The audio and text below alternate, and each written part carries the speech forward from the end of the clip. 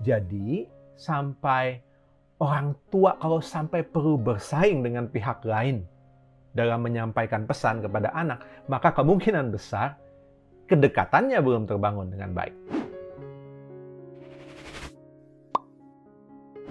Hai orang tua tanam benih, ini adalah video yang kelima untuk tanya tanam benih soal komunikasi yang efektif dengan anak. Saya akan menjawab pertanyaan dari orang tua tanam benih berkaitan dengan adanya keterlibatan kakek dan nenek pada saat orang tua hendak berkomunikasi dengan anak. Pertanyaan dari Fitri 23205. Bagaimana cara menasehati anak usia 11 tahun yang pada saat kita nasihati, di saat bersamaan neneknya membantah ucapan kita di depan anak dengan alasan gak boleh diomelin, sayang, karena waktu balita si nenek yang bantuin ngomong. Sehingga si anak cenderung mendengarkan si nenek yang membelanya dan tidak mempedulikan nasihat kita sebagai orang tuanya. Nah, berkaitan dengan kakek dan nenek dari anak kita, prinsip umumnya memang adalah bahwa pengasuhan anak itu terletak di tangan orang tua. Bukan kakek nenek, bukan paman bibi, dan yang lain. Ya, ada di tangan orang tua. Itu aturan umum. Yang tentu saja bisa jadi kompleks saat anak kita ternyata di dalam pengasuhannya, di dalam proses pengasuhannya, lebih banyak dilakukan bukan oleh kita. Kalau di dalam masa-masa perjalanan pengasuhannya, anak lebih banyak menghabiskan waktu dengan kakek nenek, maka ya tentu saja secara alamiah kakek dan nenek merasa ikut bertanggung jawab atas anak. Karena ya selama ini toh mereka yang memang banyak mengasuh cucu gitu. Kalau memang seperti ini kejadiannya, maka ayah dan ibu perlu bersama-sama menghadap kakek dan nenek. Ajak bicara menghadap kakek nenek. Lalu katakan dengan terus terang, terima kasih sudah mengasuh si kecil ya selama ini. Sekarang kami, suami istri sudah bertekad untuk menghabiskan waktu lebih banyak terlibat dalam pengasuhan dia. Jadi izinkan kami ya untuk bertanggung jawab kembali untuk setiap keputusan mengenai pengasuhan si kecil mulai sekarang. Jadi itu contohnya seperti itu. Jadi ada batasan yang jelas. Apakah kakek dan nenek bisa tersinggung? Ya mungkin saja. Ya tentu kita harus bicara baik-baik. Tapi seandainya pun mereka tersinggung, beri mereka waktu. Kasih mereka waktu untuk bisa terima. Ya, kasih waktu. Nah, itu kalau selama ini memang ternyata dulunya kakek nenek yang banyak mengasuh anak. Nah, tapi bagaimana kalau bukan soal kakek nenek yang udah lebih dulu banyak ngasuh anak, tapi ini yang juga sering kejadian karena kakek dan nenek mau memanjakan cucu dan anak kita kayaknya menikmati dimanjakan. Nah, prinsipnya sebenarnya sama, yaitu ayah dan ibu perlu satu suara mengajak kakek dan nenek berbicara. Tapi pesannya bukan soal peralihan pengasuhan, ya, tapi lebih kepada kita suami dan istri, ayah dan ibunya memberi pengertian kepada kakek dan nenek soal kebijakan parenting yang diterapkan oleh kita, gitu, sebagai ayah dan ibu anak kita. Nah, misalnya di pertanyaan tadi, kita nasihatin terus dipotong sama nenek. Kan dibilang, jangan omelin anak, nggak boleh, mesti sayang dong. Nenek juga dari dulu sayang sampai dimomong-momongin dari dulu, jangan diomelin. Nah, maka pertama-tama yang kita mesti lakukan adalah bicarakan kejadian tadi dengan pasangan kita. Ini penting. Diskusikan dengan jujur. Diskusi begini, apakah menasehati yang kita lakukan tadi itu dilakukan secara proporsional, ya, di waktu yang tepat, dengan kata-kata yang tepat, dan alasannya juga tepat. Apakah seperti itu? Atau kita menasehati secara sangat emosional sehingga terdengar seperti omelan di mata nenek. Nah, ini bicarakan dengan pasangan, bicarakan dengan jujur. Untuk kita mawas diri kan, memeriksa gitu, kita sendiri. Nah, kalau ternyata apa yang kita lakukan sudah benar, cara menasehatinya sebenarnya sudah betul, maka cari waktu khusus. Bareng-bareng, ayah dan ibu, hadap nenek. Ajak bicara soal kejadian kemarin. Katakan kepada nenek, ya, yang kami lakukan itu sebenarnya menasehati, bukan mengomeli. Kalau kadang-kadang kelihatannya seperti mengomeli, kami perbaiki. Tapi maksudnya bukan mau mengomeli, tapi kami mau ngajarin anak. Karena nenek sayang, kan kami juga sayang. Tapi kami kan harus mendidik anak kami. Justru kan karena kami sayang, kami mesti mengajarkan dia. Ya. Nah, mungkin perlu beberapa kejadian, banyak kejadian seperti itu, dan kemudian ngomong berkali-kali untuk setiap kejadian itu ngomong ke nenek, sampai akhirnya nenek memahami dan menerima keputusan parenting kita. Nah, satu prinsip yang saya mau sampaikan soal komunikasi yang efektif dengan anak adalah bahwa komunikasi yang efektif itu dibangun lewat kedekatan.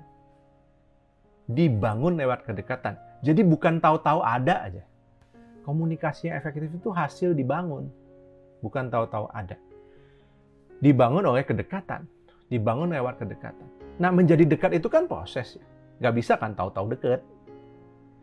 Jadi, kalau sampai orang tua bisa bersaing misalnya dengan kakek dan nenek saat berkomunikasi dengan anak, ya coba periksa.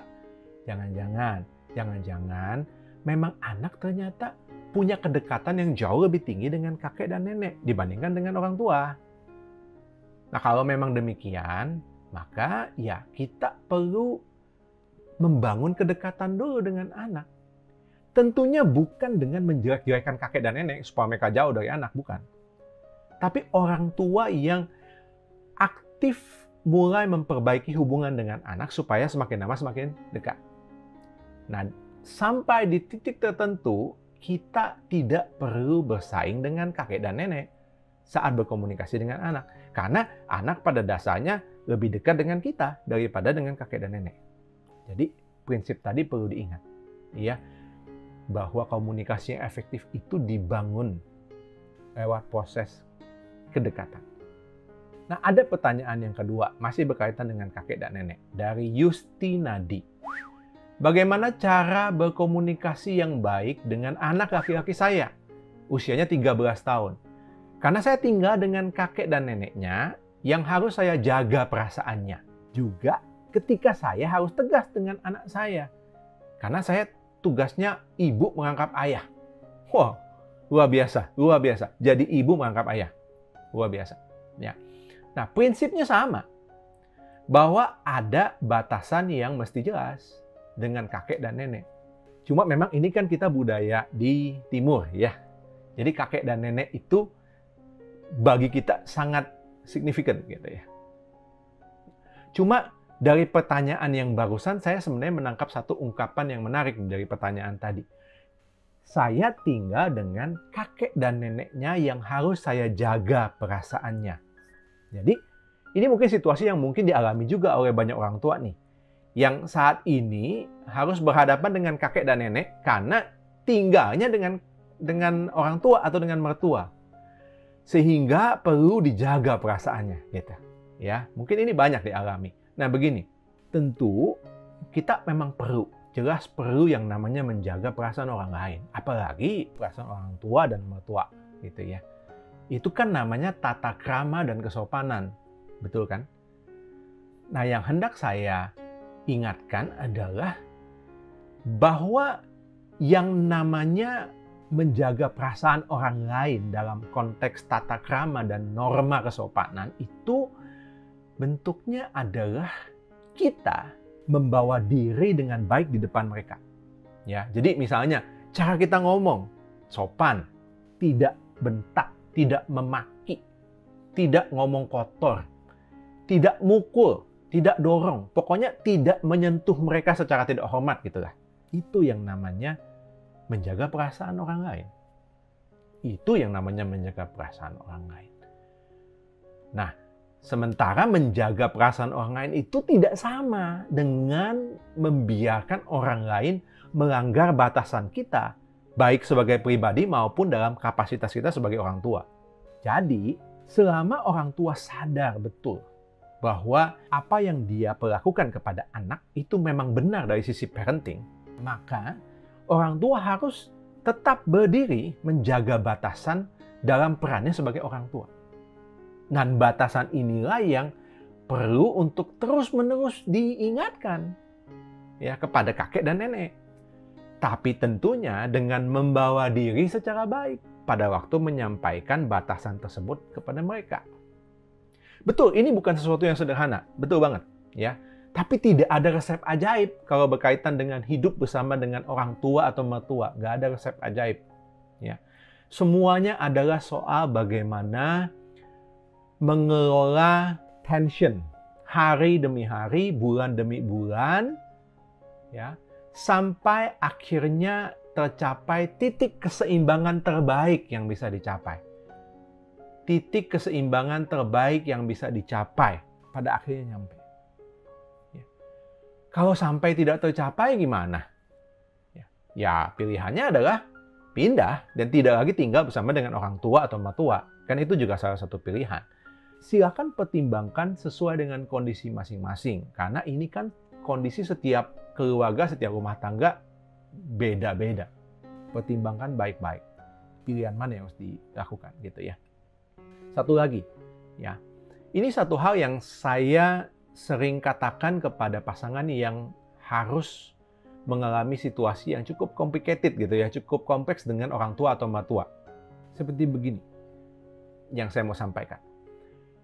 Kecuali memang Anda adalah single parent, kecuali itu, maka masalah komunikasi dengan orang tua atau mertua, ya, masalah komunikasi atau konflik dengan orang tua atau mertua, itu harus dihadapi sebagai pasangan, as a couple. Nah, biasanya suami istri yang kesulitan dalam menjaga batasan dengan orang tua, apalagi karena tinggalnya di rumah orang tua, gitu ya, itu ada indikasi bahwa ada sesuatu yang memang perlu dibereskan dalam hal hubungan dengan pasangan. Jadi ada yang mesti dibereskan antara suami dengan istri. Karena belum beres, makanya menghadapi konflik dengan orang tua atau mertua dalam menetapkan batasan jadi kesulitan juga. Biasanya begitu. Kalau tidak kompak berdua gitu ya, maka akan kesulitan menghadapi situasi konflik dengan orang tua atau mertua. Jadi, ya harus diperbaiki dulu hubungan dengan pasangan. Maka masalah dengan orang tua ya relatif lebih mudah untuk dihadapi.